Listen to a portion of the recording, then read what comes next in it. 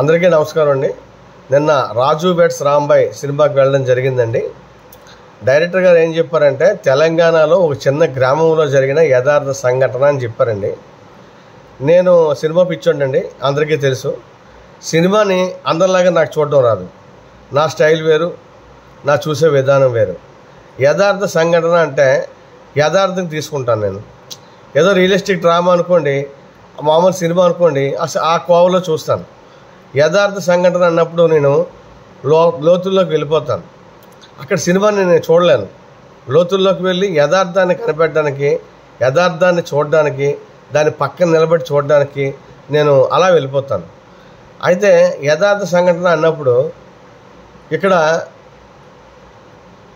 రాజు రాంబాయ్ వీళ్ళిద్దరిని అసలు మెచ్చుకోకుండా ఉండలేం.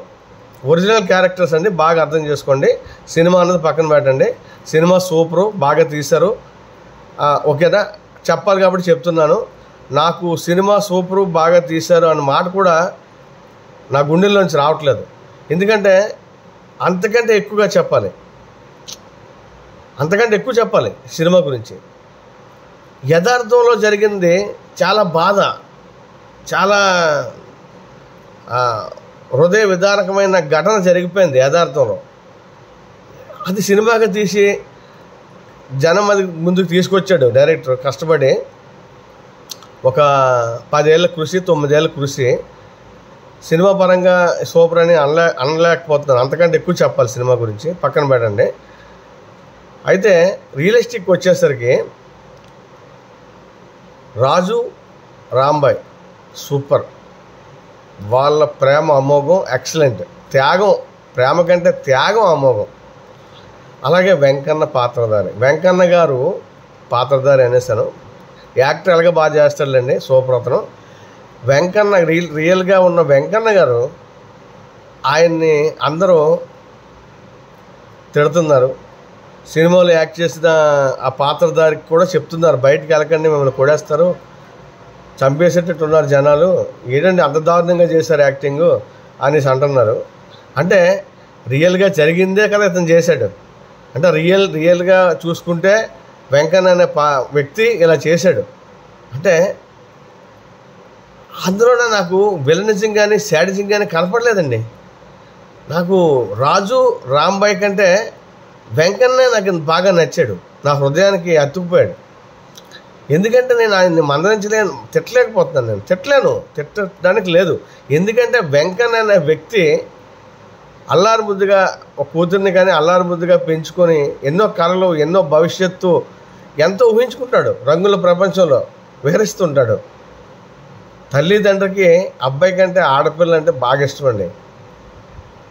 అన్ని కళల కంటే ఒకడు వచ్చి నేను ప్రేమించాను అని చెప్పి ట్రాప్ చేసి లాగేస్తే, ఆ గూట్లో నుంచి చిలకలు లాగేసినట్టు లాగేస్తే ఆ తల్లిదండ్రికి తెలిస్తే ఎంత నరకం అనిపిస్తారండి.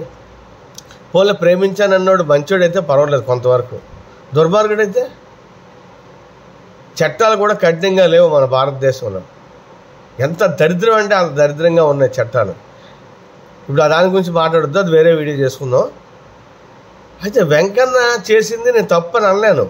అలాగని కూతురికి అలా చేయొచ్చా క్లైమాక్స్లో, నేను క్లైమాక్స్ రివీల్ చేయనండి, క్లైమాక్స్లో అలా చేయొచ్చా, అది కరెక్టేనా అని అడిగితే దానికి నేను సమాధానం చెప్పలేను. కానీ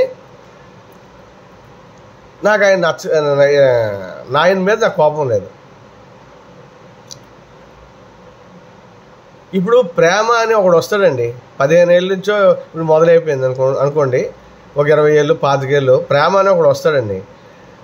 వాడు సమాజాన్ని ఎందుకు ప్రేమించలేకపోతున్నాడు? ఒక సాటి మనిషి కష్టంలో ఉంటే ఎందుకు ప్రేమించలేకపోతున్నాడు?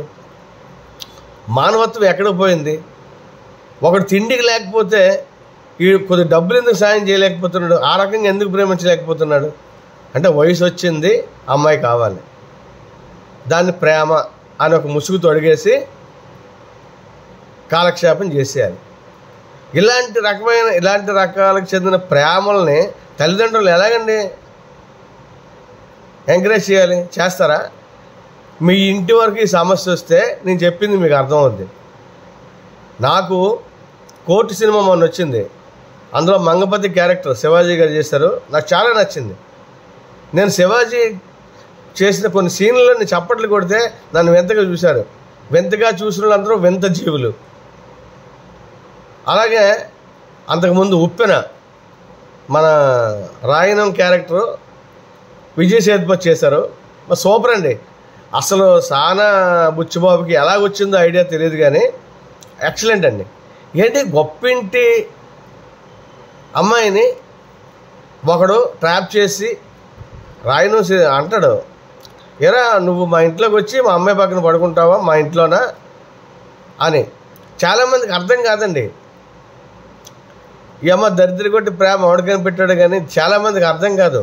ప్రేమ మీ ఇంట్లో మీ అమ్మాయిని మీకంటే తక్కువ ఉన్నోళ్ళు, అంటే కులం మతం కాదు, డబ్బు స్థాయి ఉన్నోళ్ళు ఇలా వలేసేసి ఇలా ట్రాప్ చేసేసి ఇలా చేస్తే అప్పుడు గుండె కోత అంటే ఏంటో మీకు తెలుస్తుంది. ఉప్పెన, కోర్టు, రాజు వెడ్స్ రాంబాయ్ సినిమాలు ఈ మధ్యన వచ్చాయి.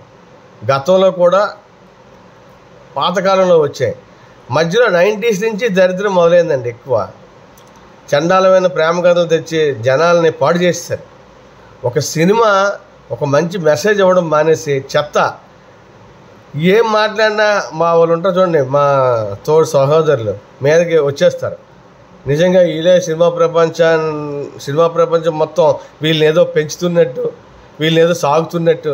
ఒరే ఇది ఎవడో నిజం మాట్లాడుతున్నాడరా, కరెక్ట్గా మాట్లాడుతున్నాడరా అని ఒకటికి అర్థం కాదు. నీ ఇంటి వరకు వస్తే, నీ చెల్లి వరకు వస్తే, నీ అక్క వరకు వస్తే ఈ బాధ అంటే తెలుస్తుంది. 20 రూపాయల టికెట్లో కూర్చొని కాళ్ళు రగరేసి విజిల్స్ చప్పట్లు కొట్టడం కాదు. మతాల గురించి మాట్లాడుకుంటే ఇంకా దరిద్రంగా ఉంటుంది.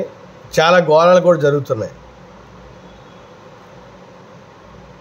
వెంకన్న సూపర్, రాజు వెడ్స్ రాంబాయ్ వీళ్ళిద్దరూ త్యాగం అమోఘం. ప్రేమించడం ఎవడైనా ప్రేమించేస్తాడు, పందులు కుక్కలు అన్నీ ప్రేమించేసుకుంటాయి. త్యాగం అమోఘం. ఆవిడ చనిపోయే పరిస్థితిలో ఉన్నప్పుడు వీడిని వద్దంటుంది. వీడు నువ్వు చనిపోయినా పర్లేదు, నేను చనిపోతాను, నీతో ఉంటాను, నువ్వు బాగున్నప్పుడు నేను ప్రేమిస్తున్నట్ట, నువ్వు బాగలేకపోయినా కూడా నేను ప్రేమిస్తానని చెప్పి వీడు అంటాడు. ఆ త్యాగం అమోఘం. డైరెక్టర్ బాగా తెర మీద పెట్టాడు సినిమాని, వాళ్ళ స్టోరీని, ఆ ఊరి స్టోరీని తెర మీద పెట్టాడు. Hats off. ఇంకెక్కువ మాట్లాడుకుంటే నేను ఏటేటో చెప్తాను. బాయ్.